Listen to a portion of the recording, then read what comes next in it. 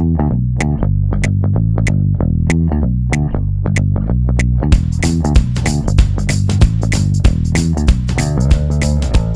hola, ¿cómo están? ¿Cómo les va? Buenos días, tardes, noches, dependiendo de a qué horas estén sintonizándonos en YouTube o en Spotify, Deezer, Amazon Music. En todas esas plataformas nos pueden encontrar como igual con el podcast. Igual estamos en TikTok, estamos en Facebook y parece que en Instagram también. ¿Sí subes contenido en Instagram? Bueno, en Instagram también, ¿no? Como producción de la Iglesia Masai tenemos atrás al buen Gadi, que hoy sí trae pilas. Otro episodio más de la serie de profesionistas. Ya saben ustedes que esta serie se hace para todas aquellas personas que, y digo personas, pues desde chicos de 16, 17 años que andan queriendo estudiar o se andan desanimando. Bueno, traemos a este tipo de personas tan preparadas para que vean que, pues, claro que se puede estudiar, se puede llegar hasta donde nos alcance la vida si nos proponemos.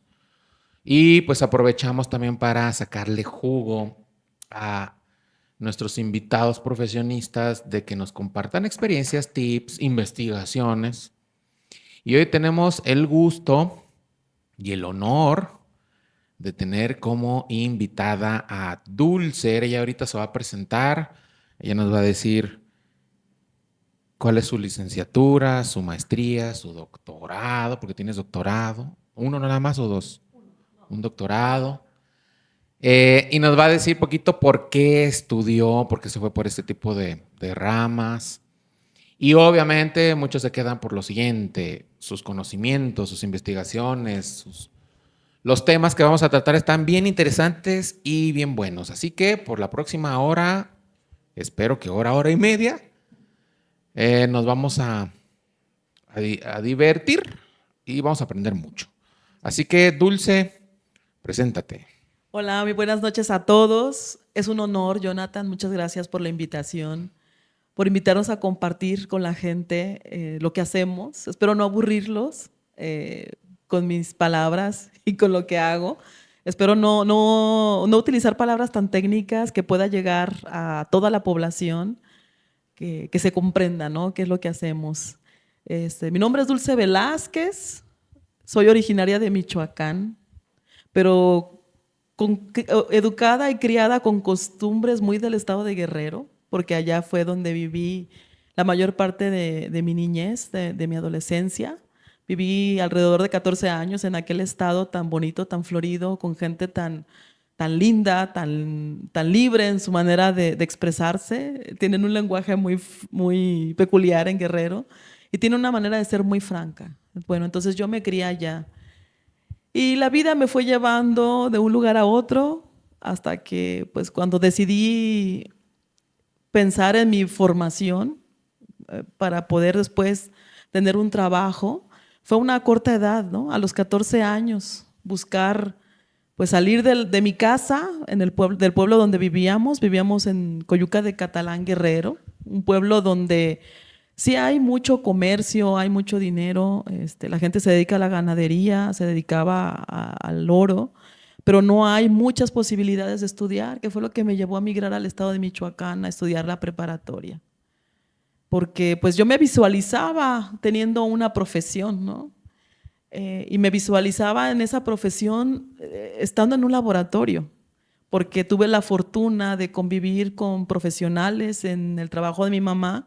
Mi mamá trabajaba en un hospital como la recepcionista en el área de urgencias. Y pues ahí teníamos una relación muy estrecha, pues, con médicos, con químicos farmacobiólogos, con distintas profesiones, con distintas personas, de distintos niveles formativos. No digo educativos, digo formativos, porque pues una cosa es educarse y otra formarse, ¿no? Y me gustaba mucho cuando veía a los químicos farmacobiólogos ver que se asomaran al microscopio. Me gustaba mucho verlos con su bata blanca, procesando muestras de los pacientes para ver pues, qué problema de salud tenían, y de esa manera pues poder, como profesional del área de la salud, contribuir con los médicos para orientar bien la estrategia para el tratamiento de esas personas. Entonces a mí me gustó mucho ver esas batas blancas, ver el instrumental de laboratorio, y cuando decidí irme de ese pueblo a Uruapan, Michoacán, a estudiar la prepa, pues ya iba con un objetivo, ¿no? Con algo que me había planteado, todavía no muy claro, pero ya algo planteado. Michoacán estudié la preparatoria y después de la preparatoria, pues la formación profesional como químico, farmacéutico, biólogo, que también tiene pues muchas vertientes como profesión. Es una profesión fascinante, yo qué les puedo decir, ¿no? Cualquier joven que yo me encuentro y que los veo dudosos y me dicen, ¿qué me recomienda estudiar? Pues yo les digo químico farmacéutico, porque es fascinante la profesión. Cuando uno se está formando en esa área, ves la gran versatilidad que tienes para trabajar. Puedes desde emprender hasta trabajar en la industria de los alimentos, en la industria farmacéutica, en cualquier tipo de industria, ¿no? Se puede acomodar un químico farmacobiólogo, pero pues a mí no me gustó nada de eso. A mí me gustó la investigación científica. Y en la investigación científica anduve brincando de una disciplina a otra, buscando aprender. Primero, como químico farmacobiólogo, ves los problemas ambientales que hay. Y uno de mis primeros intentos por dedicarme a la investigación pues fue en un área donde se dedicaban al tratamiento de aguas y al estudio de las aguas, ¿no? De la limnología, es el campo que estudia todo esto. Y allá aprendí pues muchísimas cosas, muchas herramientas para poder ver la calidad del agua que consumimos o la calidad del agua que se utiliza en un laboratorio, etcétera, etcétera.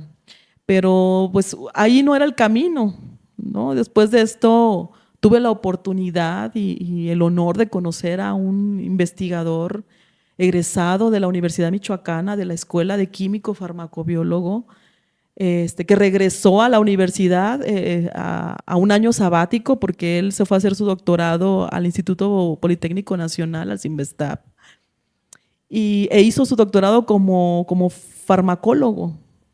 Entonces, ese doctor, ese mentor, primer mentor que tuve, me invitó, bueno, estaba buscando, no me invitó directamente, él estaba buscando un estudiante que le ayudara con meter manitas al protocolo de investigación que estaba desarrollando en ese tiempo. Y los primeros acercamientos que fue hacer o involucrarme en un proyecto que tenía que ver con el estudio del dolor en un modelo animal, ¿no? En un modelo en rata. Yo nunca me imaginé en la vida que me iba a tocar trabajar con un modelo animal y específicamente para manipular a las ratas, ¿no? Ratas de laboratorio, esas ratas blanquitas, todas bonitas que uno ve, ojos rojos. Y yo nunca en la vida me había metido y me había involucrado en entender qué es el proceso del dolor, y cuando me empiezan a platicar a mí qué es esto y cuáles son todas esas estructuras del cuerpo humano que están involucradas, pues me empieza a fascinar. Y en ese proyecto donde se hablaba del dolor, lo que querían conocer es sobre, por ejemplo, aquellas proteínas que se encuentran en las células que suelen ser los sitios a donde los fármacos actúan y nos reducen el dolor. Y el modelo consistía en algo que no tenía que ver como analgésico, sino en una sustancia que actualmente se utiliza para el tratamiento de la disfunción eréctil, el famoso sildenafil. Y a mí cuando me dijeron el sildenafil, yo dije, caray, ¿qué es eso? ¿qué tiene que ver el sildenafil con el dolor? O sea, como lo que yo estoy pensando ahorita. Sí, no, estamos acostumbrados, ¿no? Pues la disfunción eréctil, ¿no? La reproductividad del hombre, etcétera, etcétera. Entonces, ya cuando me involucro más intelectualmente con entender el modelo con el que íbamos a trabajar con el doctor en ese año sabático, pues me empezó a gustar mucho, porque cuando se habla del dolor, sí se habla de las sensaciones que tenemos, por ejemplo, cuando nos quemamos, cuando nos cortamos, pero no todo queda ahí, no todas las señales quedan ahí, sino que al dolor los seres humanos le damos una interpretación y lo relacionamos con algo. Y lo que nos permite relacionarlo con algo es un sistema fisiológico en nuestro cuerpo, que es el sistema nervioso. Y es cuando a mí me empieza a interesar y a llamarme la atención y decir, yo quiero saber más acerca del sistema nervioso. Pero empecé con un modelo de dolor agudo, que era dolor periférico en una rata. Órale. Y eso me fue llevando Eso detonó todo, ¿no? al camino. En ese tiempo, pues ya no continué mi formación con el doctor que venía del Sinvestab, porque pues en ese tiempo nació mi hija, fui una mamá muy joven. Que aquí la tenemos enfrente, Aquí Pau, tenemos ¿verdad? a mi niña de 23 años.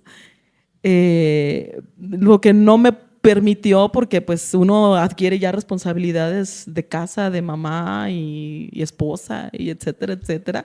Entonces eso me impidió irme a estudiar a la Ciudad de México, pero no quedó ahí, ¿no? Siempre cuando uno se plantea metas, tiene un objetivo claro, buscas los caminos. Sí, sí. Buscas los caminos. Entonces terminé mi formación profesional, me titulé con ese proyecto al que me invitó a trabajar este primer mentor que tuve, el doctor Vinicio Granado Soto, es doctor en farmacología. Y me titulé y yo decía en mi mente, yo me quiero seguir dedicando a la ciencia, quiero seguir haciendo investigación, me gusta la onda del sistema nervioso, sin saber en qué problema me metía. Me gusta la onda, entonces tengo que encontrar a alguien aquí en Michoacán, porque estaba en ese entonces en Morelia, Michoacán. Tengo que encontrar a alguien que trabaje este tipo de temas. Y los caminos me fueron llevando en el proceso de trámites para entrar a la maestría en farmacología básica al Centro de Investigación Biomédica de Michoacán, el CIBIMI, que es un centro de investigación del Instituto Mexicano del Seguro Social. Ahí me llevó a conocer a mi mentor, que hasta ahora es mi maestro y conservamos una amistad, que es el doctor Ignacio González Burgos. Él es un neurocientífico muy experimentado, que ha abordado muchos temas que tienen que ver con el tema del funcionamiento del sistema nervioso, particularmente con la activación de mecanismos plásticos. Entonces, pues ahí inicia mi camino en este andar de la ciencia, que Digamos, tuvo varios tropiezos. digamos que como que Ajá. ahí ya caminaste tú sola entonces, ¿no? A partir de ahí ya. Sí, sí, inicié la maestría en farmacología básica, pues con las dificultades económicas, Sí, sí, porque sí. el programa no tenía un reconocimiento por el Consejo Nacional de Ciencia y Tecnología en aquel entonces, el CONACYT, que dan becas para que uno estudie sin problema.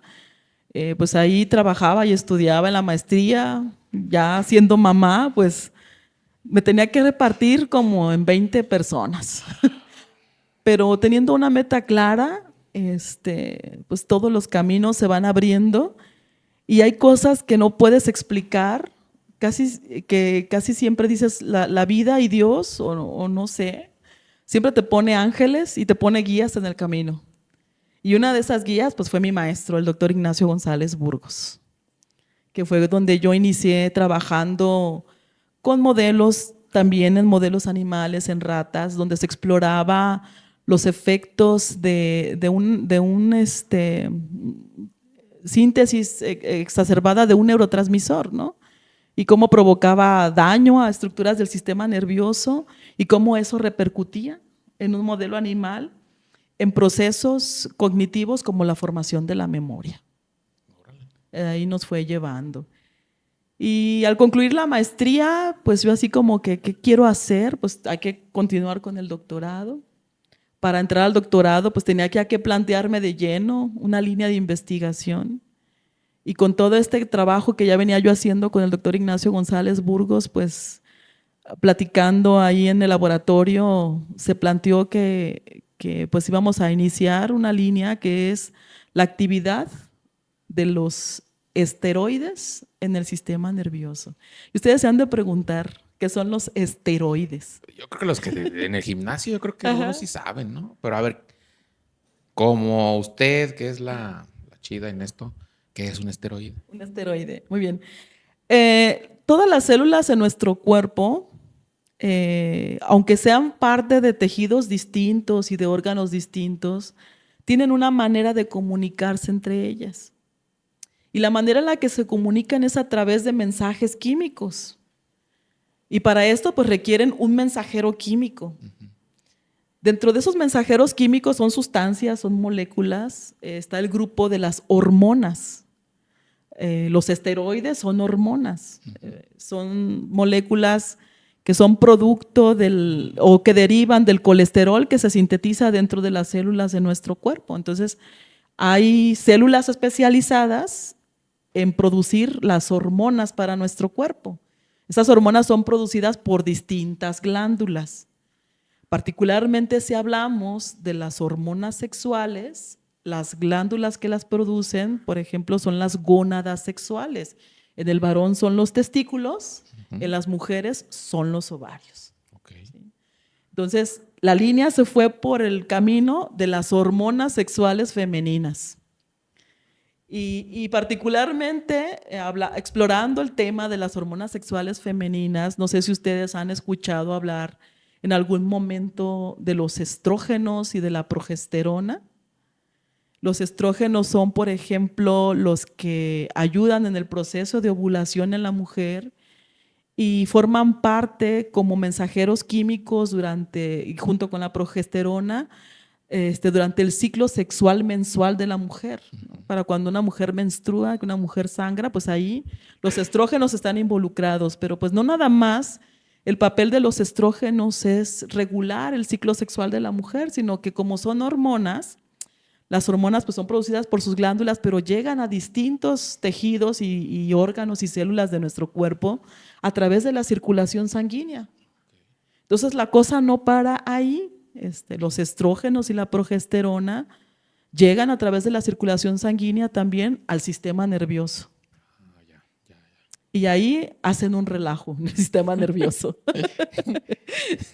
Hacen un relajo porque pues en el sistema nervioso pues es responsable de lo que somos, de cómo nos comportamos, es el responsable de que pues seamos capaces de regularnos emocionalmente. El sistema nervioso también participa en el control de los actos motores, ¿no? De la manera en la que caminamos. Por ejemplo, si aprendemos a nadar o a andar en bici, de cómo se van perfeccionando los movimientos para que el movimiento sea más refinado, más ágil, más veloz. Entonces, el sistema nervioso está involucrado en todo. Y si hablamos además del sistema nervioso y hablamos de las hormonas, pues las hormonas llegan y echan su relajo ahí, ¿no? Porque son las responsables de la expresión de muchas conductas en los seres humanos. ¿Cuáles serían esas conductas? Si hablamos de las hormonas sexuales, pues en las mujeres, la expresión de la conducta sexual y reproductiva.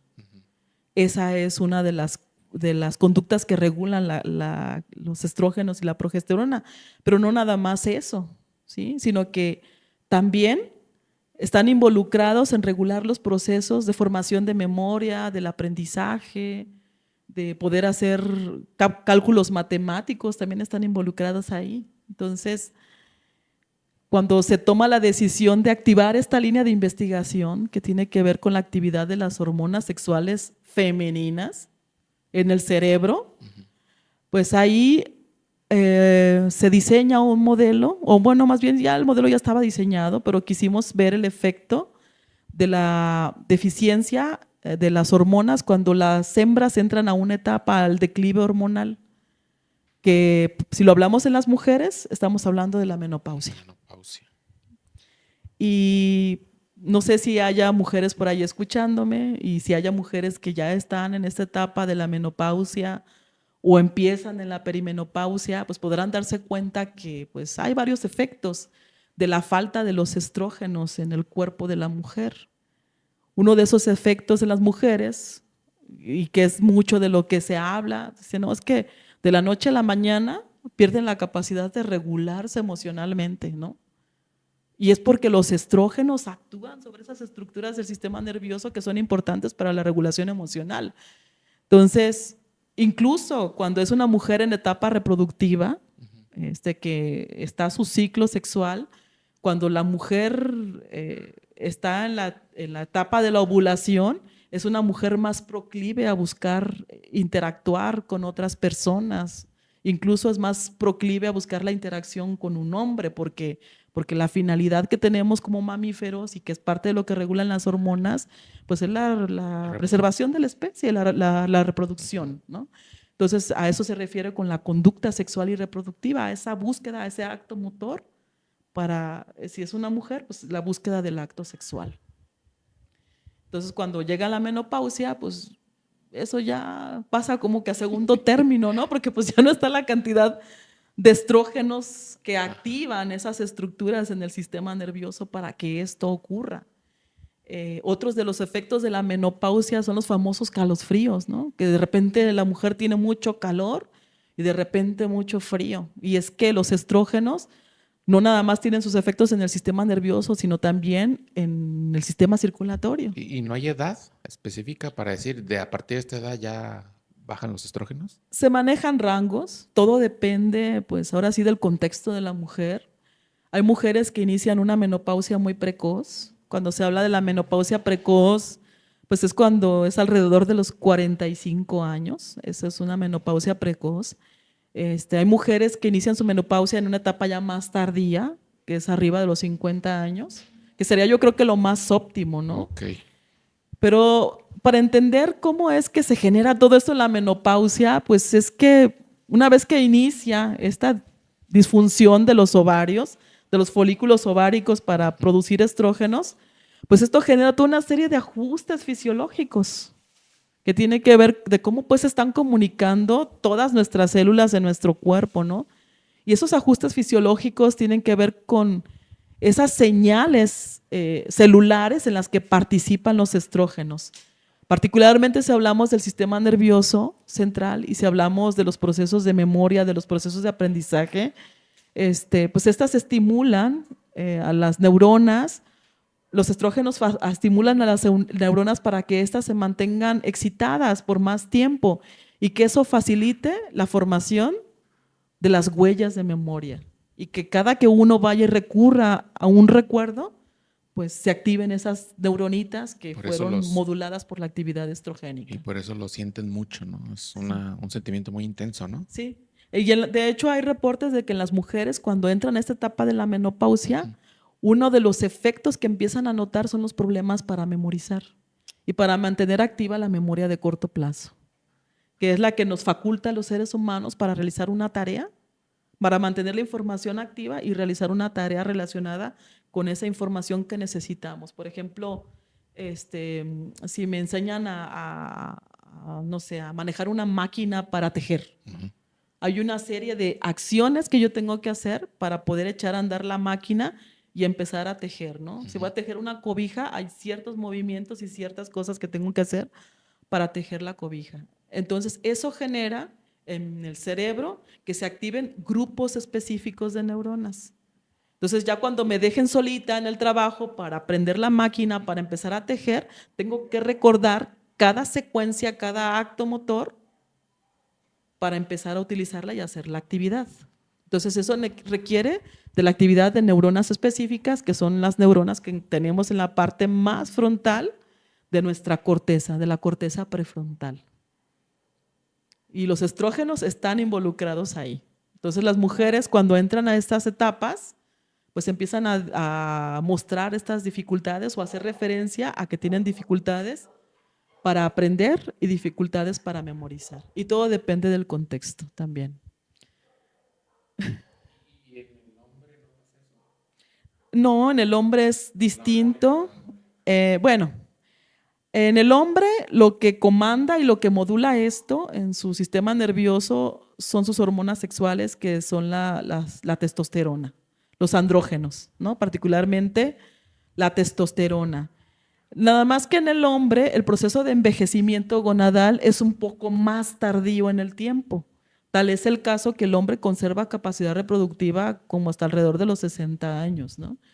Ya empiezan en una etapa de declive hormonal y pues no hay muchos reportes acerca de estos problemas en los hombres, no, todavía no hay muchos estudios en los que se hable de estas dificultades o de estos efectos que tienen los hombres cuando hay deficiencia de testosterona, ya en una etapa muy adulta, como adulto mayor. Pero en las mujeres Esto sí suele ser más drástico porque empieza en etapas más tempranas de la Sí, vida sí, sí, sí. y porque los ajustes en todas las células, órganos y estructuras del cuerpo, pues conducen para que se tengan estas dificultades, ¿no? Algo que estaba ahí y de repente ya no está, pues no hay manera de que pues eches a andar la maquinaria de una manera perfecta para conservar todas las cosas que hacías antes de que esto ocurriera. Ajá. Órale. Bueno, Dulce, eh, ahora, de tus investigaciones, ¿qué nos quieres platicar? Dinos alguna investigación que quieras compartirnos, que nos puedan ser útiles a mí y a la gente que nos está escuchando o viendo. Ujú. A ver, dinos alguna, o si quieres seguir por esa o meterte a otra. Bien, bueno, esas han sido una de las investigaciones, ver la actividad hormonal en el cerebro. Pero también algo que hice y que fue muy padre, eso ya fue hace muchos años, fue cuando se trabajó un modelo de TDAH. Van a decir, ay, ¿cómo reproducen un modelo de TDAH en una rata? Pues se hace lesionando vías de comunicación dopaminérgicas en el cerebro de la rata, con el objetivo, pues, de ver algunas de ahora sí, de las características que tiene el TDAH, Antes el de que trastorno sigas, por déficit de antes de que atención. sigas, Dulce, ¿por qué las ratas? ¿Por qué no en un gato, en un perro? Es lo que se tiene más accesible. Por más accesible Un nada más. modelo animal en roedor, pues resulta ser, bueno, no es barato trabajar modelos animales, pero sí es algo que es fácil de reproducir Ujú. y no tan caro de sostener. Mm. Sí, cuando se hace ciencia, y es algo que nos ha dicho nuestro mentor, hacer ciencia y más ciencia básica es caro. Y cuando se habla de ciencia básica y se piensa en un científico, en un investigador, y más en las ciencias biológicas, químico-biológicas y que también involucra el área de la salud, pues casi siempre se recurre al estudio con modelos animales.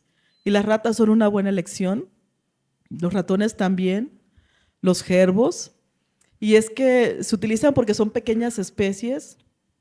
Es fácil, bueno, no fácil, relativamente fácil mantenerlos, aunque actualmente pues ya hay más restricciones por todas estas normativas en las que pues indican que se tiene que dejar de experimentar en animales.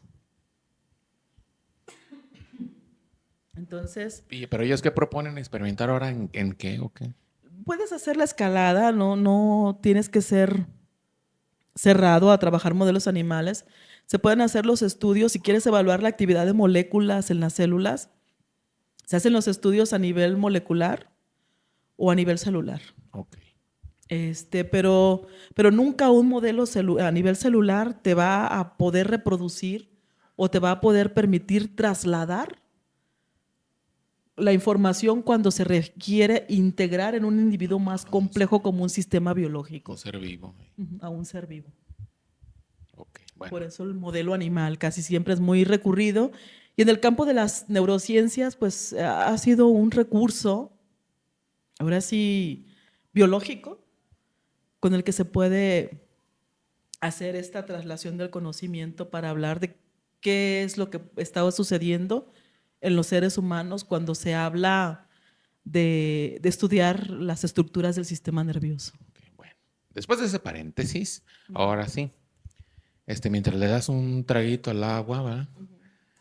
Es que el Gadi nos tiene aquí con un aire acondicionado de -4 grados. Pero bueno, regresamos ahora sí a tu investigación del TDAH.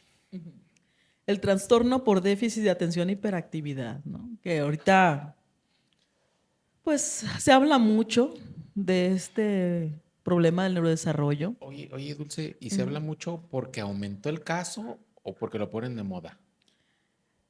Híjole, no sé, bueno, te voy a hablar un poquito de lo que es el modelo. Dale, dale. El modelo de trastorno por déficit de atención. Aquí se lesiona una vía y se habla mucho de las vías dopaminérgicas. Actualmente se le echa la culpa a la dopamina, ¿no? de que hay la estimulación de los chicos con el celular Sí, está muy de moda eso es lo que estás diciendo. provoca que libere dopamina, y la dopamina como mensajero químico, como neurotransmisor, tiene sus efectos en muchas estructuras del sistema nervioso.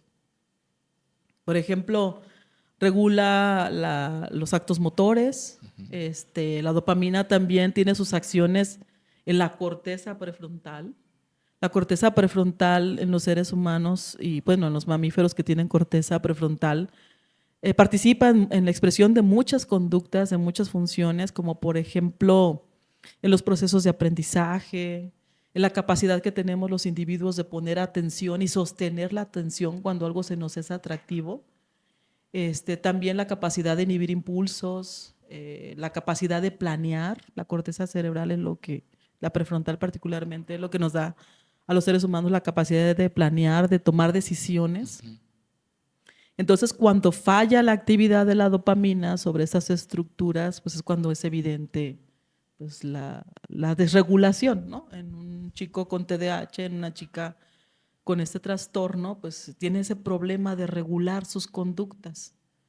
Una de las características en los seres humanos es que tienen la deficiencia para sostener la atención cuando están haciendo una actividad. Y toda esta es la culpa a la dopamina que no está haciendo su proceso regulador ahí. Entonces, en el modelo animal que trabajamos en el laboratorio fue lesionar esa vía con un fármaco en las primeras etapas postnatales de la rata. Y después, pues, los pusimos a hacer ahí una prueba conductual donde veíamos qué tanto exploraban en un campo abierto y pues se cuantifica, pero no todo queda nada más en cuantificar el cómo se comporta la ratita y cómo es que está manifestando algunas de las características del trastorno, sino que también nos fuimos a estudiar sus neuronas, sus células de regiones muy específicas. Entre esas regiones muy específicas que trabajamos fue en unas neuronas que están muy bonitas, son neuronas medianas espinosas porque tienen una forma de estrella. Y que resultan ser estas neuronas medianas espinosas como esos filtros de información que provienen de estas áreas, por ejemplo, de todos los estímulos que recibimos y que van a filtrar la información hacia la corteza cerebral. Okay. Entonces ahí fue donde encontramos una serie de cambios plásticos derivados de la alteración provocada por la dopamina en este modelo del trastorno por déficit de atención. Y eso ya da un norte porque como conocimiento básico, pues está hablando que en el trastorno, cuando de veras se hace un diagnóstico adecuado, pues se está hablando de que hay ahí modificaciones o hay cosas distintas neurológicamente hablando, que no se reproduce pues en otros individuos de los que se dice son normales, ¿no? De los que se dice, porque hablar de la normalidad en los seres humanos es muy relativo, ¿no? Es muy relativo. ¿Qué es lo normal, no? Sí. Por ejemplo, estamos acostumbrados a decir, ay, es que los chicos en la escuela tienen que estar quietos, poniendo atención y reproduciendo lo que el maestro les dice. Eso, francamente, no es porque si hablamos de un niño, hay cosas que no debemos olvidar y que no deben de olvidar los maestros, que no deben de olvidar todos los que los rodean, de que los niños tenemos, cuando somos chiquitos, tenemos una gran capacidad de fascinarnos con todo lo que vemos que es novedoso. Y si no nos resulta novedoso, pues ya, ¿no? Pasa al filtro y al segundo término, pero todo lo que es nuevo, todo lo quieren experimentar. Y hay una frase que decía Albert Einstein, ¿no? Y esta frase iba más dirigida a los adultos. Decía que el que perdiera la capacidad de fascinarse, más le valdría estar muerto. ¿Sí? Porque pues la capacidad de fascinarte es lo que te da las ganas de ir a explorar, sí, experimentar y es lo que te da las enseñanzas en la vida, ¿no? La experiencia, lo que te hace cambiar muchas veces tu conducta o adecuarla dependiendo del entorno, del contexto en el que estés, ¿no? Entonces, si hablamos de las escuelas y de lo que está muy en moda ahorita, que el TDAH y también de los trastornos del espectro autista, pues no deberían de verlo tan catastrófico, ¿no? Sino que más bien buscar la manera de apoyar a estos chicos a dirigir su atención o a desarrollar habilidades, pero no marcarlos y no marginarlos como suele hacerse actualmente y discriminarlos. Oye, Dulce, ahorita hablaste de que a la ratita tú le moviste, bueno, le alteraste Una vía. una Ujú, vía ujú. con una droga, Con un fármaco. con un Ujú, fármaco. ujú, sí. Ya nosotros los seres humanos, ¿verdad? Que tú dijiste que es después de la posnatalidad, o sea, Ujú. nuestros bebés, en lo que le rodea a un bebé, ¿qué le puede alterar la corteza, el lóbulo prefrontal, así se llama, ¿no? Ujú. ¿Qué le puede alterar que le pueda producir un TDAH, pues? Tú le No inyectas, tú le podría. pusiste un Ujú, fármaco ujú. a nuestros bebés de lo que le rodea, ¿qué pudiera alterarles a ellos? Es que es muy distinto. Mira, el sistema nervioso, desde que estamos en el vientre de nuestra madre, es Ujú. más, desde que ocurrió la fecundación, ¿no? Pasan muchas cosas aquí en la fecundación. eh, por la manera en la que se comunican las células de los gametos sexuales masculinos y femeninos, empieza a haber una comunicación química que lleva a la proliferación celular. Ajá. Y dentro de esa proliferación celular y la información que tenemos en los genes de nuestras células, particularmente el gameto sexual masculino es el que tiene el gen para que se determine si ese individuo va a ser una mujer o va a ser un hombre, un macho o una hembra, si hablamos de otras especies de mamíferos. Y desde ahí se marca cómo es que se va a configurar ese sistema nervioso, si va a ser un sistema nervioso de hembra o de macho. Pero después de que salimos del vientre de nuestra madre, pues estamos expuestos al entorno. Ujú. Y no quiere decir que previo a esto no haya una estimulación sensorial, porque cuando se está en el vientre de la madre se Exacto. sabe que los individuos en la vida intrauterina captan sonidos, pues ya reconocen ciertas cosas, la voz de la mamá, y empiezan a desarrollar estructuras que tienen que ver con la expresión del lenguaje cuando esas estructuras terminan de madurar. Bueno, no terminan de madurar, cuando continúan su proceso de maduración en la niñez, ¿no? Y cuando se va adquiriendo el lenguaje. Si hablamos del TDAH, pues más que nada aquí a lo que refiere de todos estos cambios que podrían configurar ese sistema nervioso de una manera distinta, pero que deriva de la hiperestimulación Ok. por todo el entorno. Y es que esa hiperestimulación, sugieren los científicos, lleva a la liberación de dopamina. Hay unas células que tenemos en el sistema nervioso que producen esa dopamina. Entonces la liberan en demasía. Entonces tenemos a la dopamina hiperactivando esa comunicación dopaminérgica en distintas estructuras del sistema nervioso y una de esas pues es la corteza cerebral, la corteza prefrontal, que es la que participa en esos procesos de regular para sostener la atención, para regular la impulsividad, para que los individuos seamos flexibles conductualmente. Ujú. Cuando se habla de la flexibilidad conductual es cuando pues nosotros nos adecuamos a nuestro entorno, ¿sí? A las Las contingencias, capacidades ajá, para la capacidad adecuarse. que tenemos. Y en los chicos con TDAH, pues tienen estas dificultades de adaptarse al entorno. Si algo cambia, es una catástrofe Ujú. en su entorno, por ejemplo. Y pues es lo que le han atribuido a toda esta pues, actividad dopaminérgica. Muy bien. Pero no es que un gen o algo venga Ajá. atrás, no es es que el papá es el responsable porque tomaba alcohol, no. No es algo que se va dando conforme al contexto del individuo, a toda esa estimulación a la que es sometido. Y actualmente tenemos a nuestros chicos, a Súper nuestros niños estimulados. súper estimulados, teniendo esas recompensas muy rápido. No están aprendiendo a esperar. Y en el TDAH es una de las características, las conductas impulsivas. El que si estoy en una fila, voy y me meto o busco, pero me tienen que atender a los 5 minutos.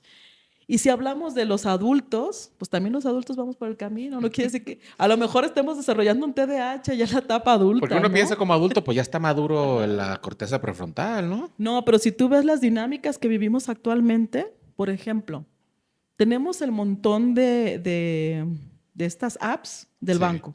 sí. Ya, o sea, ni imaginarlo ni pensar que vas al banco y vas a pedir un turno y vas a esperar 20 minutos a que te atienda el ejecutivo o que te atienda la cajera.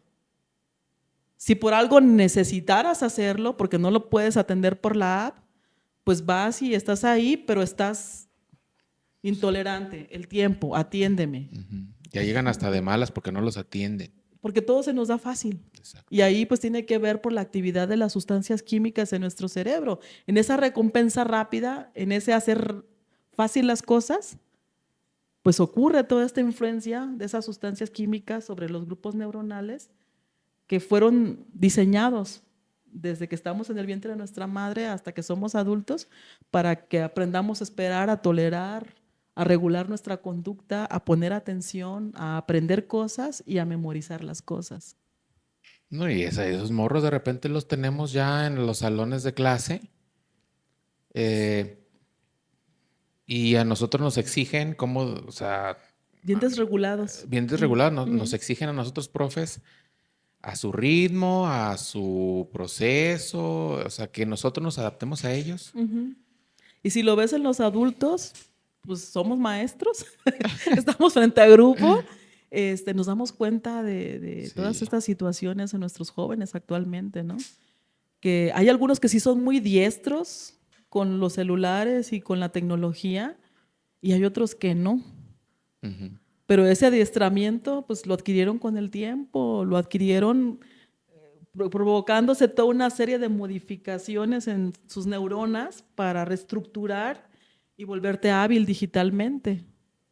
Nuestros jóvenes de ahora, ni pensarlo en que agarren un teléfono de esos que Le dan dan vuelta. vuelta. No, imagínate, No, si se desesperan no, por ir al imagínate, banco, no. imagínate dándole al 1, el Sí es 9, cierto. Oye, hasta que sí, regrese. sí es ¿Te imaginas qué cierto. sería para ellos enfrentar, Sí es o a cierto. nosotros, con todo este avance tecnológico, regresar a eso, a lo que estábamos acostumbrados y esas transiciones que tuvimos que vivir? No sé si te tocó a ti Ujú. o a tus padres, pero no había cajeros automáticos antes, ¿verdad? Entonces había que hacer fila para sacar dinero. Ujú. Entonces imagínate a un chico con toda esa hiperestimulación No, sí y con está. todos esos ajustes que ya ocurrieron en su cerebro, imagínatelo regresando a ese entonces. Y eso ya golpea muy fuerte las interacciones sociales, ¿no? Que, bueno, la gente, Efectivamente. ustedes pueden ver muchos videos ahí en YouTube, investigaciones Ujú. Ujú. de todo lo que esto socialmente impacta, ¿no? Ujú. En violencia, incluso en relaciones, este, relaciones románticas, ¿no? Ujú. Ya no hay, si no me sirves, vamos, el que sigue. Sí, Espérate, ¿y la paciencia dónde está? La claro. tolerancia, la empatía. Y si se pudiera hacer un escaneo, o sea, que tuviéramos ojos de Superman y que dijéramos, a ver, voy a ver cómo están sus mensajeros químicos, voy a ver cómo están actuando las hormonas, que se pudiera hacer ese escaneo, estaría genial, ¿no? Para ver, a ver, qué Sí. es lo que se está cambiando ahorita y cómo se está reestructurando su cerebro para que tengamos esas conductas que se expresan ahora, ¿no? Algo muy importante también dentro de lo que ha sido el camino y que me ha interesado como dedicándome a esta parte de la investigación que es tan divertida, es también todo esto que tiene que ver con los procesos de reajustes que vive el cerebro adolescente, que también Ok. es otra situación que, pues imagínate, ¿no? Un cerebro adolescente vive todo un recambio, toda una... pues, bueno, pasó por un proceso de formación en el vientre de la madre, en la etapa fetal, todo lo que fue la primera infancia, después la niñez, y luego llega la adolescencia, donde tienen a lo más alto la expresión de la actividad hormonal, donde empieza ese cerebrito a ser bombardeado por testosterona, en el caso de los hombres, y en el caso de las mujeres a ser bombardeado por la actividad de los estrógenos y de la progesterona. Se vuelve a reestructurar, pero piensa tú en un adolescente que vive en una situación de violencia. Además de todo el bombardeo que vive químicamente, todo lo social, cómo influye para que ese cerebro se reconfigure y que ya quede de una forma y que después exprese sus actos conductuales derivado de toda esa reestructuración comandada por el entorno, más comandada por esas moléculas que ayudan a que sus neuronas se comuniquen entre ellas para que se generen recuerdos y la expresión de la conducta, hagamos actos motores y todo lo que como seres humanos somos capaces de hacer. O sea, Esa es otra área que o me ha sea, fascinado, el cerebro adolescente. son unas bombas. Ujú. Y yo como padre de un adolescente, que no lo tengo, pero, pues, Pero pronto, pero pronto, sí. ¿qué recomendaciones me das para que el adolescente, pues esa bomba que tengo en la mano no explote? ¿Qué La recomendaciones? Alimentación y toda esa onda, ¿cómo le alimentación, haremos? ejercicios, buenos hábitos, A ver, dinos los algunos. hábitos, la disciplina, Disciplina. el autocuidado. Hay que fomentar el autocuidado en nuestros jóvenes. Ajá. Y hablando del autocuidado, pues es hacer ejercicio, Hacer comer ejercicio. bien, dormir lo que necesito, actividades en comunidad. Algo que se ha perdido mucho son esas actividades en comunidad. Y eso yo lo veo porque también ya no hablando de los tan jóvenes como los Ujú. adolescentes, sino los adultos jóvenes que tenemos en la escuela. Yo siempre me echo mis chascarrillos cuando les doy clases y les digo, bueno, pues nos vamos a ir de vacaciones cuando nos toca periodo vacacional. Ajá. Y les digo, jóvenes, disfruten este tiempo que van a estar en su casa, para que hagan actividades en familia, cuando desayunen en casa, convivan con sus papás, platiquen, pregúntenles cómo se sienten. Y de repente me doy cuenta, pues es que no, estamos en la misma casa, pero cada quien en lo suyo. Sí. Todo eso ya se perdió. Entonces, pensando en cómo se estructura su cerebro, esa parte de la interacción social, pues ya no se va a dar y a futuro, pues va a ser muy difícil que logren esta parte de generar vínculos Ujú. con otras personas, vínculos Y es afectivos. que está bien grueso Ujú, eso, Dulce, porque ujú, pues si algo nos distingue de las demás razas es esta socialización, ujú, pero cada día estamos más alejados del uno del otro.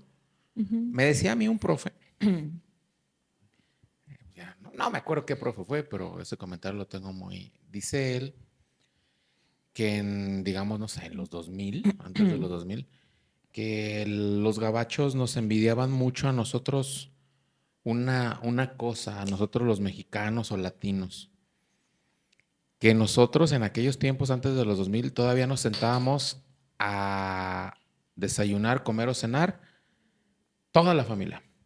Y dice él, vivió mucho tiempo en Estados Unidos, y que los gabachos a él le decían, es que eso sí, les envidiamos, pero una envidia de la mala. ujú, Y estamos hablando antes de los 2000, porque allá ellos, pues el adolescente come en su cuarto, ujú, el papá todavía no ha llegado a trabajar, entonces mamá ya se sirvió, o sea, esa es su cultura. ujú, Y él decía, fue antes de los 2000, él decía, si nosotros llegáramos a romper ese vínculo, dice, va a valer todo como de manera social, porque es lo único que nos distingue y ujú. dejar de hacerlo.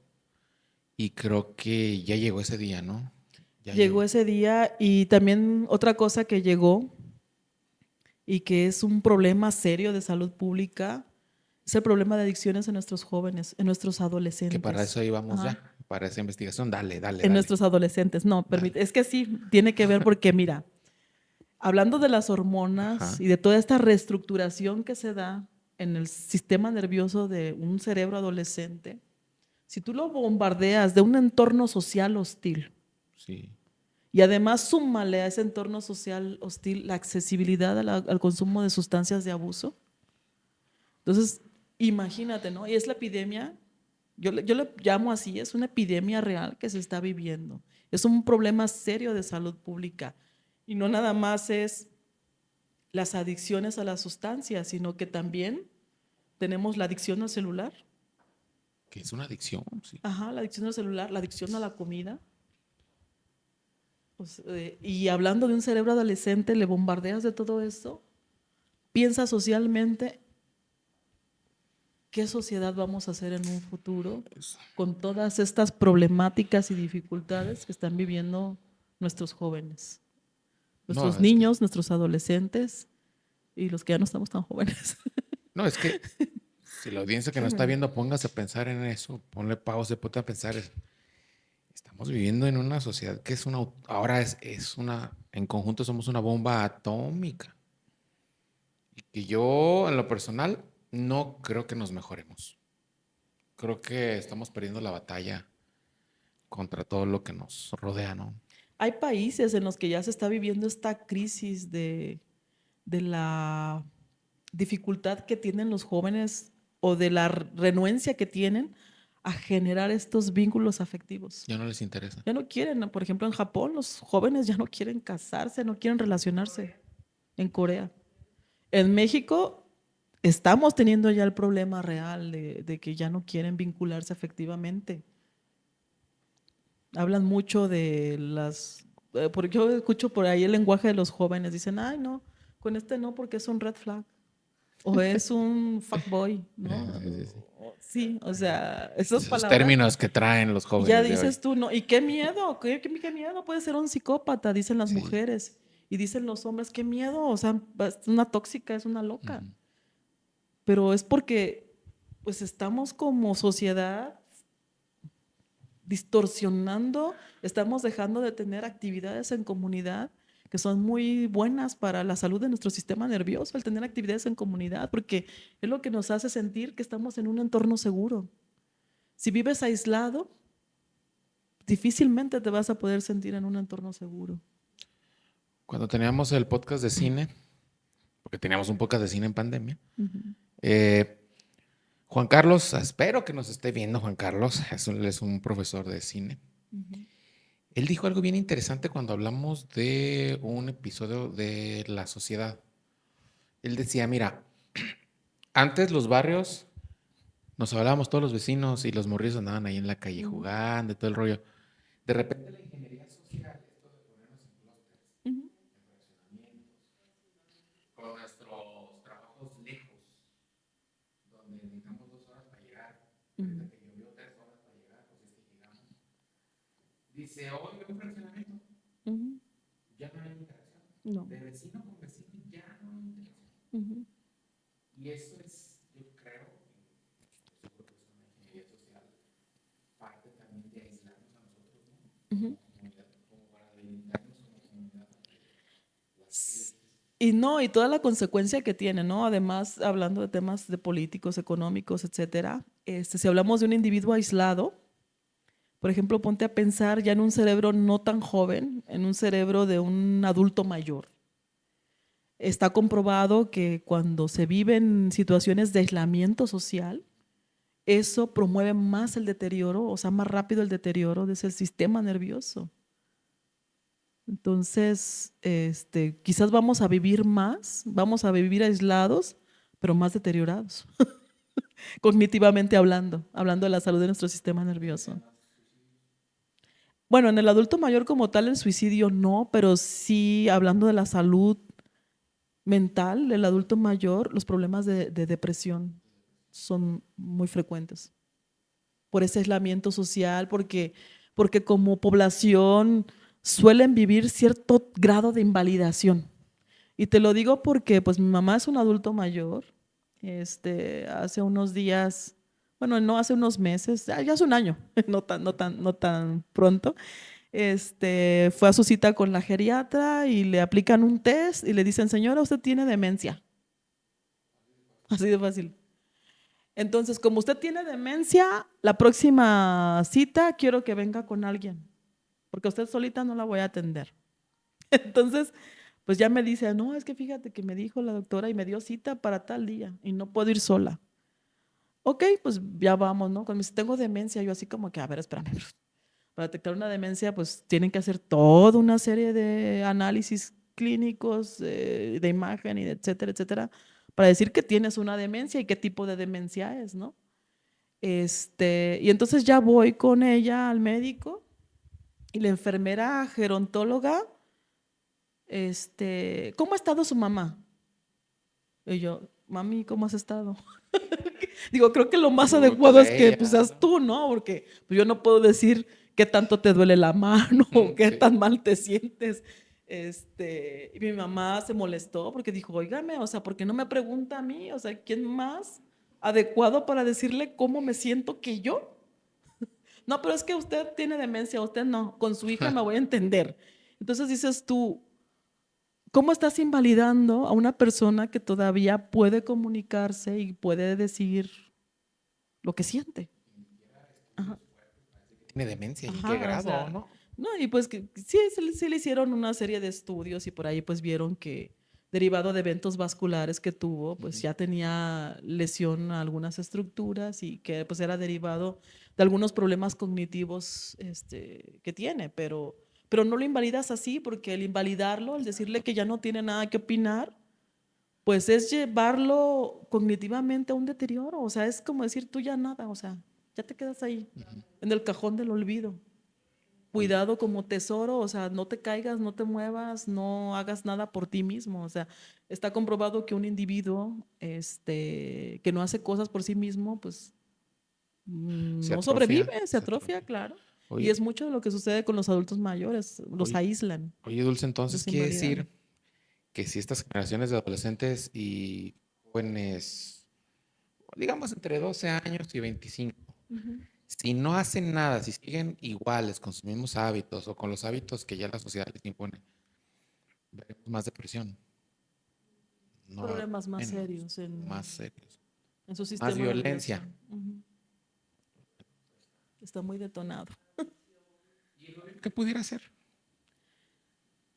En sus manos está el generar políticas públicas, el Políticas generar públicas. programas para promover, ahora sí, esta parte que requiere la integración otra vez en sociedad, en comunidad. Digo, te lo pregunto porque ya te Mm, pregunté qué pudiéramos hacer nosotros ujú, como papás y como adolescentes y jóvenes, pues para evitar eso, ¿no? Ya dijiste mm. tú mucha socialización y híjole, pero está bien difícil. Simplemente, mira, o sea, viendo, pues tú lo dijiste, ¿no? Trabajamos y nos tenemos que desplazar alrededor de 1 hora y media para llegar al trabajo, 2 horas, tres. Sí, Este, entonces, yo diría que pensando en una familia, si hubiera un sueldo bien pagado, no habría la necesidad de que los padres se la pasaran trabajando todo el día para que se pueda medio vivir, ¿no? O se pueda exacto. medio tener acceso a cosas.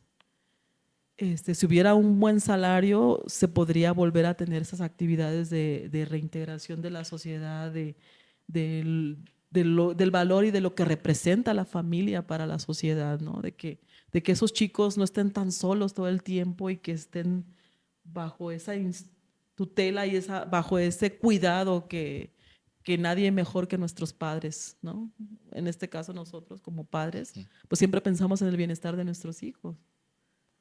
Bueno, como te invitamos a investigadores, pues yo voy a decir que también soy investigador, Claro. claro. No, estoy investigando sobre el efecto que va a tener las 40 horas de laborales, Ujú. que para el 2030 se supone que todas las empresas en México ya deben de dar 40 horas en la jornada mixta, no 48. Y estoy investigando ahí lo que pudiera suceder si un padre de familia solo trabaja 40 horas. A nivel mundial ya se está trabajando en 30 horas, Ujú. 4 días a la semana nada más. Entonces, yo creo que eso sí pudiera abonar, pero sabe. A lo mejor sí, a lo mejor no. Bueno, Dulce. Ahora sí vamos, si quieres, a concluir, bueno, pero Ujú. adicciones. A ver, Como dinos. tal, no tengo una línea de investigación, Pero sino nos interesó como grupo de investigación con el doctor David González Tapia.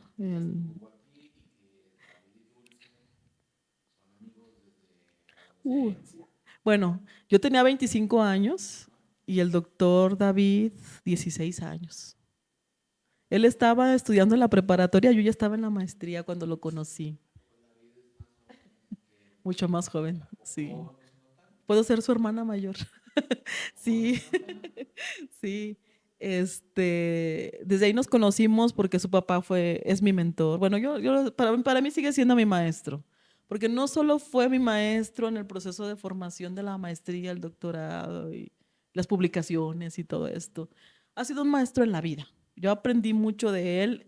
El hecho de, sí, sí, y ha sido quien me ha dado los mejores consejos para mi vida, los más oportunos y los que me llevaron a tomar decisiones verdaderamente serias que cambiaron mi vida cuando yo era muy joven, sí. Pero que de veras, al tomar en cuenta su consejo, yo dije, sí, fue lo mejor que pude haber hecho. Porque si no, no me hubiera venido a Guadalajara, no estaría aquí, no hubiera hecho el doctorado y no me hubiera fascinado tanto con lo que hago y con lo que he hecho desde que tengo 22 años. Ya tengo un buen rato en este camino andado y tenía yo 22 años cuando empecé a buscar, porque yo quería ser investigadora, no sabía qué, pero tenía 22 años y hasta la fecha no ha sido un trabajo continuo, ha habido intermitencias, pero pues hasta la fecha es lo que me gusta, investigar. Hasta la vida privada de los demás. Ah, no es cierto. No, no sé crear, eso no lo investigo. Ah, de las De las adicciones, perdón. adicciones. Sí, veníamos de la pandemia, veníamos saliendo de la pandemia, acabábamos de ser contratados por la UDG en el 2021 en el Cutlajomulco. Fue el 2020, ¿no? Bueno, el 2020, yo en el 2021 me incorporé. ¿No fuiste de las primeras? No, Perdón, hablando de sí, chisme. no, fui ya Fuiste la segunda la segunda ronda, sí. oleada. O sea que yo soy más anciano ahí en el Sí, en Cutlajo. UDG. Y estaba yo platicándole mi sentir, le dije, mira, David, yo en este tiempo de la pandemia, créeme que estuve a punto de volverme loca Por el encierro. por el encierro. Al principio, las primeras semanas, el primer mes, pues bonito porque acababa de ser madre, tengo un niño que ahorita va a cumplir 7 años, le tocó de bebé todo este periodo de la Sí. pandemia. Afortunadamente, pues pude estar ahí gracias a la pandemia, pero sí llegó un momento en el que dices, trabajar desde casa con un bebé que llora, que pide comida, que ya se hizo popó, que ya orinó, Y la que claustrofobia. demanda el abrazo, que hay que dar clases, que cambia tu curso de la noche a la mañana a una modalidad totalmente virtual sin saber utilizar en su totalidad Las las herramientas. herramientas digitales. Aprende a utilizarlas y a ver cómo le haces porque el curso lo tienes que concluir y tienes que emitir una calificación y tienes que asegurarte que los jóvenes aprendan. Uh, Entonces yo estuve a punto de volverme loca y empecé a observar el comportamiento de la gente. Y yo dije, más vale que ya regresen estos niños a la escuela y que sus padres ya se vayan a trabajar. Porque de repente salía yo a caminar y ya canijo, un niño pintado todo rubio. Yo así de, ¿Cuándo ¿qué fue? onda? O sea, ¿por qué? O de repente veía las noticias y decía, incrementó el índice de violencia en el hogar, bla, bla, porque alguno de los padres perdió el trabajo, vivían esta parte del estrés, de no tener el sustento, lo más básico para comer, para el médico, para vestir, ¿no? Para lo diario. Entonces, y después de ahí me voy a revisar las estadísticas y hubo un incremento en el consumo de sustancias de abuso, una de ellas era el alcohol, incremento en el índice de suicidios, detonado por el consumo de sustancias, Ok. accidentes automovilísticos, detonado por el consumo de sustancias. Y empiezo a revisar en específico en el municipio de Tlajomulco, que era el que tenía los índices más altos. Y le digo, David, este problema está encrudecido, el consumo de sustancias está tremendo. ¿Y qué lo detonó? Pues no sé si la falta de regulación emocional, los problemas de ansiedad, depresión, no sé. Pero a partir de ahí se empezó a detonar este problema de las adicciones. Dice, pues bueno, vamos a planear que haya un texto que hable sobre el tema de las adicciones y que se aborde. Ahí empezamos a platicar y fue en el festejo de su cumpleaños con un pastel ahí. Ujú. Fue en mayo, 21 de mayo, llevamos un pastelito y ay, que el pastel, que bla, bla, bla, y a ver el tema de las adicciones, ¿no? Plantear esta problemática de salud pública global. O sea, Global, está sí. serio el problema, que no nada más va en el deterioro de la salud cognitiva de las personas que lo padecen, sino que también pues de todo su entorno. También va en detrimento del desarrollo económico de las Sí, sociedades, sí. de las naciones. Y pues detrás de las adicciones sabemos que hay otro problema muy serio, pues que es el problema del narcotráfico, del crimen organizado. Pero bueno, lo que nos importa a nosotros es el tema de la salud, ¿no? Y todo lo que hay en torno a esto. Y fue lo que nos llevó a plantear esto. Y de la mano, el explorar en nuestra comunidad estudiantil el uso de herramientas de regulación emocional. El doctor David González Tapia practica mindfulness y él tiene relación con un amigo nuestro también que es psicólogo y que es muy mindfulness, es psicólogo y da terapia utilizando estas herramientas de mindfulness con terapia cognitiva conductual. Y se hizo un estudio con nuestros estudiantes universitarios y tristemente, o más bien preocupante, es que nuestra población se encontró que tienen problemas serios de ansiedad y depresión a niveles muy altos, nuestros Demasiado. jóvenes. ¿Y qué es lo que lo provoca? Analizando un poquito el contexto, pues el entorno violento, la falta de oportunidades, la manera en la que está Tlajomulco. Es un entorno muy proclive a que se detonen este tipo de situaciones por toda la violencia, el no tener acceso a espacios donde puedas tener una recreación, a no tener un sendero seguro, a no tener cerca tu trabajo y que además de que no lo tienes cerca tu trabajo, el salario está paupérrimo. Sí. Como joven estás solo todo el día, A eso se le llama ingeniería siendo social, Dulce. víctima de la delincuencia y de muchas cosas. Y tus conclusiones que nos puedas decir de esa investigación, lo que pasa en nuestro cuerpo, en el cerebro, de las adicciones. Hablando del tema de las adicciones, yo que lo vivo en mi familia, mi hermano tiene este problema de adicciones. No es nada más el no consumo, porque pues una sustancia adictiva genera cambios a nivel del sistema nervioso central, cambios que son permanentes, no nada ¿Permanentes? más permanentes, claro, no es de que ya dejo, Y se regenera. no es como que me dan un balazo, me sacan la bala, se cierra la herida y ya no. Oh, caray. Dejan cambios permanentes, deterioro en estructuras como son los núcleos amigdalinos, en la corteza cerebral también quedan esas alteraciones por el consumo de sustancias de abuso. Entonces tienen que hacer toda una reestructuración y una organización, las personas que pasan por esto, pues muy disciplinada, ¿no? A diseñar, pues no sé, su plan de vida. Quienes logran salir, porque quienes no, se quedan en el viaje y con un deterioro cognitivo e intelectual importante, ¿no? Llegan a quedar ya quienes no se rehabilitan como pacientes psiquiátricos. Ese es el problema que hay detrás de las adicciones. Y Sí, es el, serio. Sí, o sea, ya con un problema intelectual, con una incapacidad, ya discapacidad podría determinarse como una discapacidad, porque alguien que tiene ya un problema a nivel psiquiátrico, pues pierde esa capacidad de poder hacerse cargo de sí mismo, de trabajar y de generarte una economía y lo que necesites para un sustento. Y si tienes familia, imagínate, ¿no? yo hablé bueno, me encontré a Tapia, a David Tapia, en la sala de maestros, no sé si ayer o antier, y le hice una pregunta que te la quiero hacer a ti. Porque de él salió cuando vino el episodio. El episodio de David Tapia es el 64, creo. 64-65. Que si ustedes ven y no han visto el de David, bueno, es como parte uno, son complementos, ¿no? Y si ya vieron el de David, quédense hasta el final porque son como el complemento. Yo le pregunté a David algo que me llamó la atención que él dijo en su episodio. El cáncer de colon se veía muy seguido. Dice él que estamos teniendo las primeras generaciones de cáncer de muy jóvenes. ¿Y esa onda qué? ¿Pero por qué nuestros jóvenes ya tienen problemas del colon desde la adolescencia? Ya ahí Nuestros vienen. hábitos. Nuestros hábitos. Hemos adoptado hábitos de nuestro vecino más cercano, Estados Unidos. nuestros hábitos alimenticios. Yo cuando era estudiante, te voy a comentar, parte de las instrucciones y de la formación que uno recibe como químico farmacéutico es ver aquellos procesos que tienen que ver con la industria alimentaria.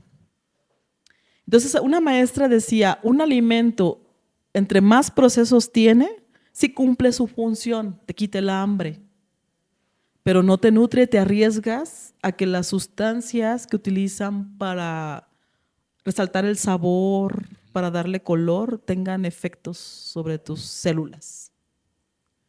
Y estamos hablando de 1998, cuando yo ingresé a esa carrera de QFB, eso comentaba nuestra profesora, ¿no? Porque ella era del área de la toxicología y veía muchos de los efectos a nivel celular, pues de los contaminantes ambientales y todo esto. Pero hablando de la industria de los alimentos, sí decía esto, ¿no? Y al adoptar estos hábitos, o más bien estas cultura de alimentación que no es nuestra, y más porque la cotidianidad nos ha llevado a esto, ¿no? La manera tan rápida en la que vivimos actualmente, pues ya no pensamos en preparar un alimento nutritivo, en un alimento sano, sino lo que tengamos más al acceso. Y esos alimentos pues no aportan mucho, ¿no? La comida rápida, las hamburguesas, bueno, están sabrosas de vez en cuando, De vez en cuando, pero las ¿no? pizzas, los yogurts Pues todo lo que se calienta en el horno que de microondas, lo compramos en el instantáneo. microondas, y eso altera nuestra flora normal intestinal.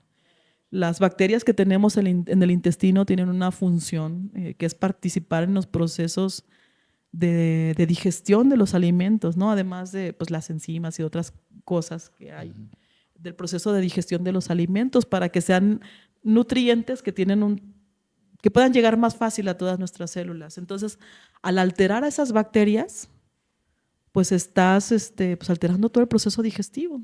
Y esas sustancias que no terminan por degradarse y facilitar su llegada a otro lado, pues se quedan ahí y ejercen sus efectos tóxicos en nuestras células del colon. No, David Tapia está, se enciende cuando dice, no, es que las mamás, ¿cómo es posible Sí. que atasquen a los niños con Pero esa es cereal, esta con cultura. frutzi? Ujú. O Sí. sea, un cóctel de azúcar hasta para llevar, ¿no? Somos adictos al azúcar en estas, ¿Cuántas, a ver, Gadi, cuántas personas llevamos que hablan de que la adicción al azúcar, y trajimos una nutrióloga también? Ujú. Tú, David, la nutrióloga, Sí. el azúcar es una adicción La tremenda. comida con sabor sabroso, las palomitas de microondas, por esos resaltadores del sabor, estimulan estructuras del sistema nervioso que tienen que ver con la regulación del apetito y la saciedad. El famoso glutamato de las papitas, de las que no puedes comer solo una, ¿Es por el es glutamato? por el glutamato monosódico, ¿no? Y vas y te comes toda la bolsota, pues es que tienes ahí a tu amplificador del sabor, ¿no? Aumentador del sabor. No, pues es que no sé si, pues no sé, ando preocupado, triste, no sé, no sé, ¿a dónde vamos a parar, Dulce? Si Diría el hiciéramos una Buki. encuesta de qué alimento prefieren nuestros jóvenes, vas a recaer en que piden carbohidratos. Bueno, te voy a decir algo, Carbohidrato. te voy a decir algo. Yo por mucho tiempo fui jefe de recursos humanos Ujú, y entonces en una empresa, que no voy a decir el nombre, contratábamos servicio de comedores industriales. Cuando, pues ya sabes, ¿no? El bueno, bonito y barato, que no se me enfermen de la panza, pero que nos salga baratón, ujú, el comedor industrial. Muchos de que nos están viendo saben qué es.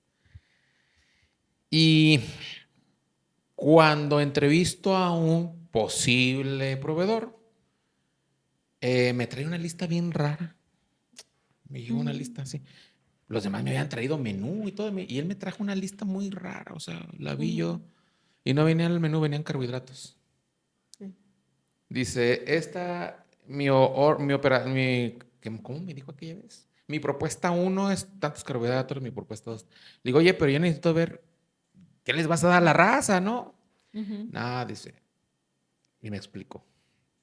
Dice, yo en aquel tiempo tenía unos 23 años, me dice, El pico de nuestros obreros de producción se da como a las 3 horas, 4, no, como a las 2 horas y media de haber entrado. Y sí, sí, es cierto. Y luego comenzamos a bajar y justo antes de empezar a bajar en nuestra cresta de productividad de este día, hay que parar, que son las 4 horas. Por eso generalmente a la mitad de la jornada está la comida. Dice, necesitas volver a llenar de carbohidratos para que te aguanten las 4 horas más difíciles. Entonces dije, pues entonces, perdón gente, ¿va? Ustedes comprenderán esa estrategia. Les dije, pues está el menú más cargado de carbohidratos. Sí. Y sí funcionó. Sí. Sí funciona. Fíjate, y es que no nada más es eso, ¿no? O sea, con el carbohidrato, ¿qué le das tú a las personas? Un alimento que lo va a estimular, le va a dar energía rápido y lo vas a tener ahí, ¿no? Trabajando. Pero además, si hablamos de un alimento industrializado, que te dije, te comenté, alteran la flora intestinal de estas bacterias buenas que hay en nuestro intestino y que ayudan en el proceso de digestión de los alimentos. Pero eso propicia el crecimiento de bacterias que no son buenas. Y es aquí donde se producen todas esas alteraciones que derivan en un cáncer de colon. Y si hablamos de los alimentos ricos en carbohidratos, pues todas las alteraciones que provocan pues, los carbohidratos en el sistema nervioso. En el sistema nervioso la adicción. van Sí, pues la recompensa rápida. Ajá. Está sabroso, tiene buen color. La coquita, Venga. ¿verdad, amiga Di? Sí, pues eso es... La pausa que refresca, diría. Sí. Una pues campaña. es que sí está buena, pero... Mira, la nutrióloga, Sí. la nutrióloga que trajimos es Areli, ¿no? Ajá. Ella dice cantidad y frecuencia. Esa es la clave. Sí, claro. Cantidad y frecuencia, gente, cantidad y frecuencia. Sí. A ver, ya por último, ahora sí, Dulce, porque ya tenemos hambre. Y luego el Gadi me empieza a presionar. Regresando al estudio del dolor, ¿qué conclusiones llegas con el dolor en el ser humano? ¿Es bueno tener dolor? Porque luego la gente piensa, no, si yo pasara por la vida sin dolor, sería mejor. Bueno, es que dependiendo, el dolor es un mecanismo fisiológico, es normal. Porque el sentir dolor cuando tenemos una lesión, porque nos cortamos, nos quemamos, nos rasgamos, nos raspamos o lo que sea, eso activa las células del sistema inmunológico porque el dolor avisa que hay algo mal. ¿Sí? Donde duele, hay que actuar. Solo que hay ocasiones en las que ocurren lesiones a estructuras de nuestro sistema nervioso, a nuestras terminales nerviosas, en las cuales o se pierde la capacidad de sentir los estímulos sensoriales, de sentir el dolor como ocurre en una persona con diabetes, se dañan sus terminales y no sienten dónde les duele, van y se cortan y no se dan cuenta hasta que aquella herida ya está mal. O bien, la lesión ocurre y algo que no es doloroso se percibe como tal, cuando se habla del dolor neuropático. O de un dolor crónico, como ocurre en las personas que tienen una inflamación crónica, como por ejemplo en la artritis. Entonces, hay estudios en los que pues, han manifestado, han mostrado que las personas que viven con dolor, hablando del dolor crónico, del dolor neuropático, pues también hay cierta serie de alteraciones en las estructuras corticales, las estructuras del sistema nervioso que ayudan a migrar la información dolorosa a estructuras corticales para que se forme no una memoria del dolor, sino darle ese significado al estímulo doloroso. Porque afortunadamente no hay una memoria del dolor, sino imagínate, ¿no? Pero sí el significado de lo que te provocó dolor. Por eso aprendemos. Cuando uno es chiquito y que va y se pincha con una aguja, ¡ay, duele! Entonces, le diste significado al estar en contacto con un objetivo punzocortante, ya sabes que no te vuelves a arrimar, porque eso duele, eso lastima. Entonces, imagínate a alguien que vive con un dolor permanente. Eso también tiene repercusiones en la manera en la que se regula emocionalmente. Las personas que viven dolor crónico son personas muy reactivas. Hay problemas también ahí, les genera un problema también de regulación emocional, porque están ante un estímulo todo el tiempo constante. Entonces, eso es lo que se puede decir ante el dolor.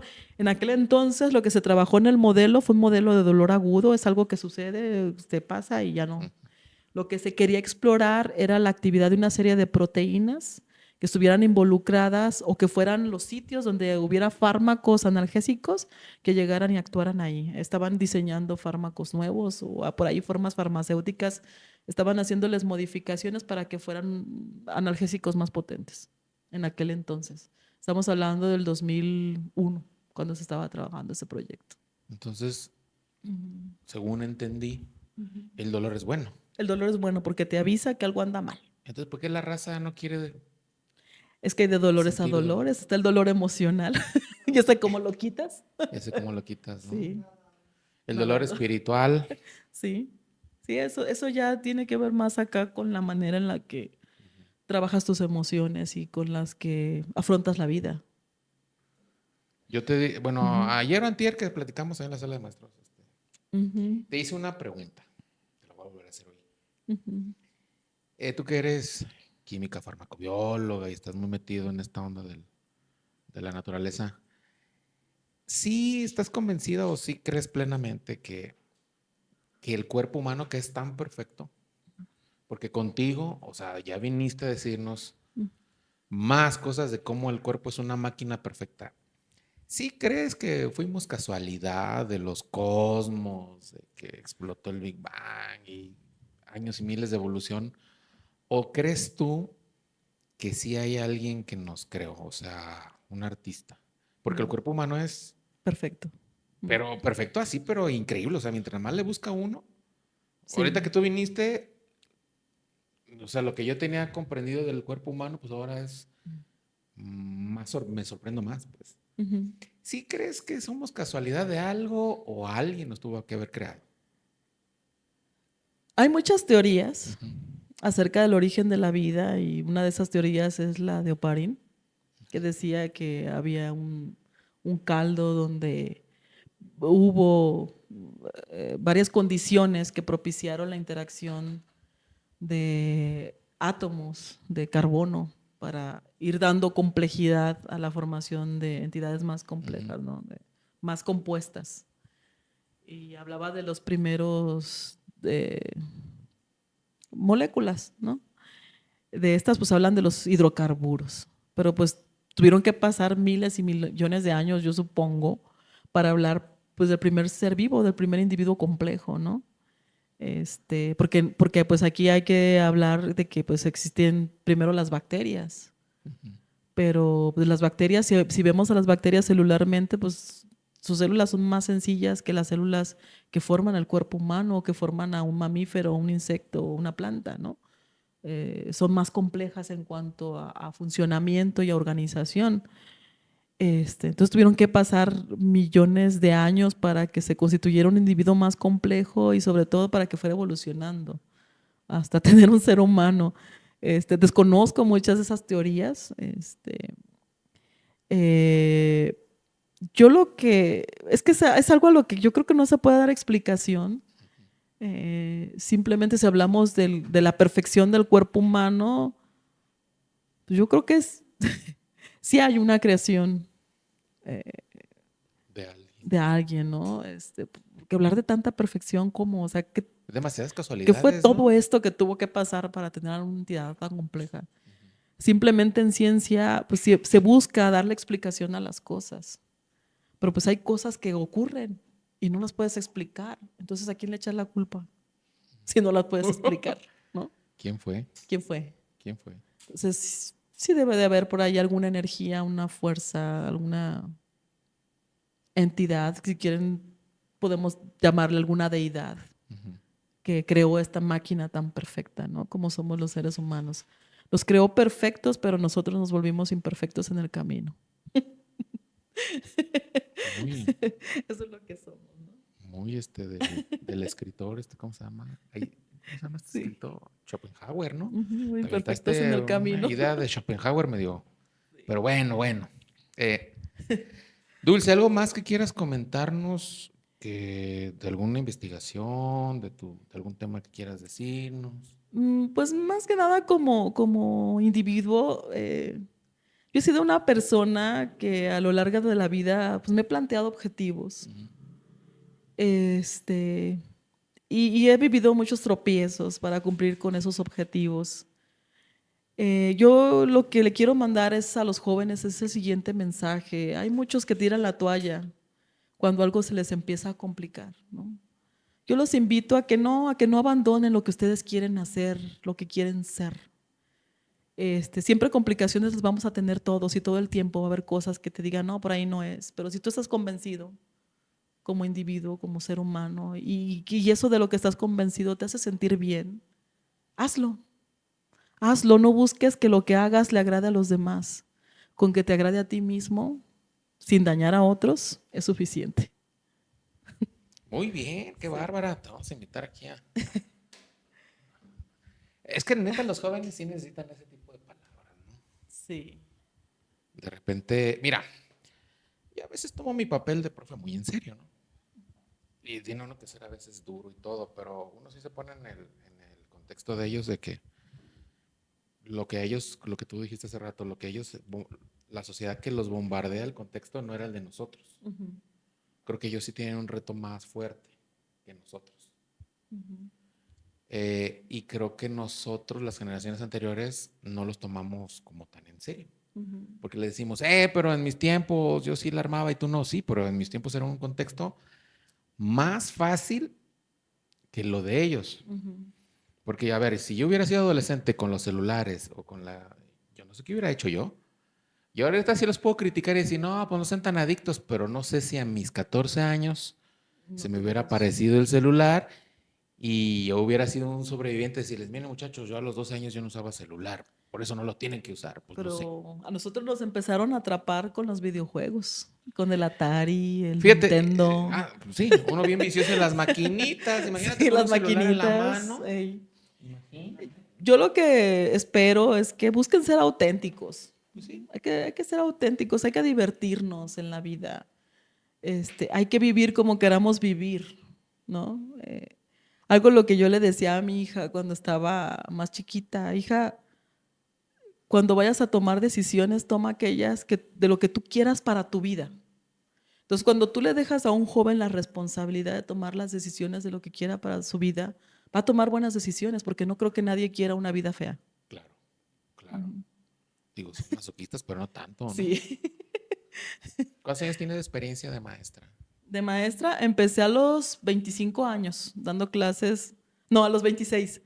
Di clases en posgrado, me aventaron al ruedo muy, muy rápido, pero es que yo me puse ahí, en la Universidad de Michoacán hubo una convocatoria para dar clases en la carrera de odontología. Y ya llevo mis papeles, ya para ese entonces yo ya tenía publicaciones derivados del proyecto de dolor. Y dijeron, no, pues ella, porque ya tiene publicaciones y porque está estudiando la maestría y es el mejor currículo. Yo dije, oh, guau, guau, gracias, ¿no?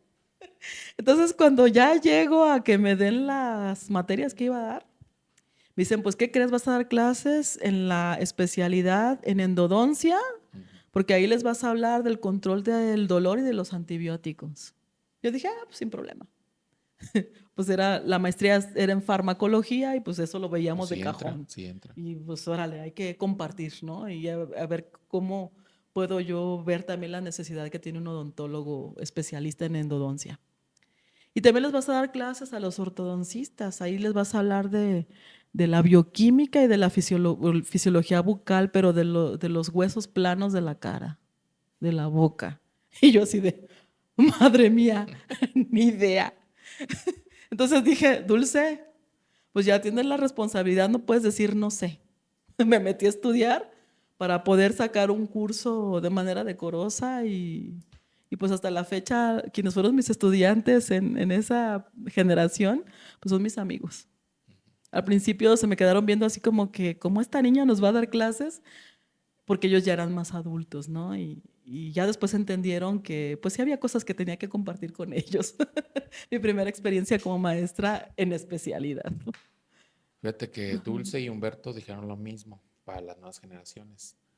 Dulce dijo, ni modo de decir no sé, déjame. Y Humberto también nos lo dijo en su episodio, ¿no? El mecánico, este.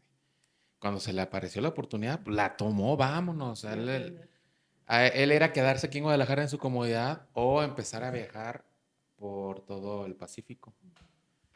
quedarse aquí era estancarse, viajar por el Pacífico era crecer, pero pues dice él, pues, irme a Sonora, arreglar coches, Mazatlán, eso es, hay que ser arrojados, Sí. arrojados. No pasa nada. Bueno, nuestra dinámica rápidamente es que nuestro último invitado, Dulce, te dejó una pregunta Ujú. y al final tú vas a dejarle una a nuestro próximo invitado, que es mañana. Ujú. Va. Dice la pregunta, ¿qué recuerdo se va a ir contigo hasta la muerte? ¿Bueno o malo? ¿Qué recuerdo se va a ir contigo hasta la muerte? ¿Sabes qué es lo bonito de vivir como uno quiere? Ujú. Que cuando ya se encuentra uno en esta etapa, te vas a reír. Bueno, al menos yo considero que de ese recuerdo me voy a reír. Se me va a pintar una sonrisa en la cara, en la boca, porque no me quedé con ganas de hacerlo. No afecté a nadie, Ujú. eso sí, pero no me quedé con ganas de hacerlo. De hecho, los que estamos más Ujú. rucos, nos pasa eso a veces, ¿no? Ujú. Piensas en una decisión y una sonrisa se te pinta porque dices, pues, ¿estuvo bien?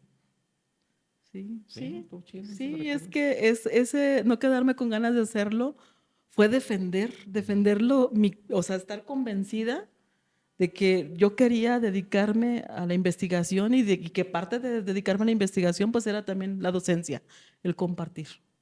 Y me voy a ir con una sonrisa, quizás no me iría con la gran fortuna porque no te da riqueza el dedicarte a la No, y investigación menos en científica, México. pero al menos sí me voy a ir satisfecha porque parte de las publicaciones que han derivado del trabajo que yo he hecho han sido leídas en otras partes del mundo, ha sido conocimiento que otras personas han utilizado para plantear un protocolo o un proyecto de investigación. Y también ha quedado para los jóvenes. Por ejemplo, el libro de adicciones ha sido algo que me ha llenado a mí de mucha satisfacción porque ha llegado a muchos lados, ha sido un libro muy pedido. Y pues, ¿qué más, no? Un libro tan importante que habla de un tema de lo que estamos viviendo ahorita, que llega donde tiene que llegar, ¿no? A centros de rehabilitación, a bibliotecas, a secundarias, a preparatorias, a centros universitarios. O sea, yo creo que es ahora sí que la mayor de las satisfacciones. Vamos a dejar los links de cómo comprar el libro de Dulce y de David. Son Ujú. colaboradores de ese libro, más otros tantos colaboradores. Ujú. Ahí vamos a dejar el link de dónde lo pueden conseguir. Bueno, el libro lo pueden conseguir en la librería Carlos Fuentes. Hace poco se acaba de llevar otro lote de libros, Ah, muy bien. me comentaron. Está disponible en físico en la librería Carlos Fuentes y también está de manera digital como libro electrónico Muy bien. en la librería Carlos Fuentes. Pues, ¿alguna conclusión que quieras llegar o ya nos vamos? Agradecerte, ha sido para mí muy grato haber estado aquí, haber compartido parte de mi experiencia, haber echado unos cuantos chascarrillos, me divertí muchísimo. Espero que haya una segunda invitación y ahí hablarles ya más en forma de un tema más específico, pues que sirva para todos los que nos están escuchando, ¿no? Que les deje un aprendizaje y que les deje un mensaje. Sí, de hecho, esa es la idea. El siguiente episodio que tú vengas, vas a venir, vamos a invitar a David y los dos se van a aventar aquí un buen tema. Eh, Ese es el que sigue. Si vamos a tener aquí a Dulce, va a ser Dulce y David. Aquí los dos platicando, ¿no? Bueno, nos vamos. Vamos a pedirle a Dulce, terminando el episodio, que nos ponga su nombre, la fecha y una pregunta que le quieres dejar al siguiente invitado. Mientras tanto, pues ya nos vamos. Recuerden, si les late este contenido, ya saben qué hacer. No andamos de migajeros. Si les gustó, pues ahí denle like. Suscríbanse, ¿verdad, mi Gadi? Si no les gustó, pues también,